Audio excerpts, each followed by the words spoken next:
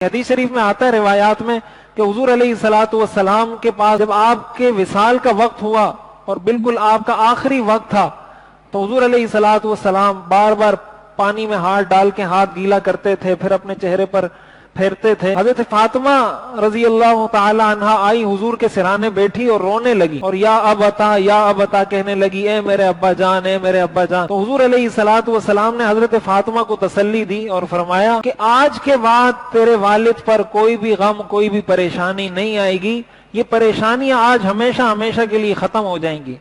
یہ پریشانیاں آج تک تھی، بس اب جب میں اس دنیا سے گیا اب مجھ پہ کوئی پریشانی نہیں۔ اور پھر فرمایا کہ تم سب سے پہلے مجھ سے آ کر ملو گی، یعنی میرے رشتہ داروں میں، میری اولاد میں سب سے پہلے میرے بعد انتقال تمہارا ہوگا۔ تو حضرت فاطمہ رضی اللہ تعالیٰ عنہ کا انتقال حضور کی اولاد میں، حضور کے بعد سب سے پہلے انتقال حضرت فاطمہ کا ہوا ہے۔ تو حضور نے حضرت فاطمہ کو یہ کہا کہ آج کے بعد تمہارے والد پر کوئی پریشانی نہیں آئے گی۔ زندگی تو آپ نے گزاری ہی پریشانی میں ہے، ساری زندگی پریشانی میں حضور نے گزاری ہے۔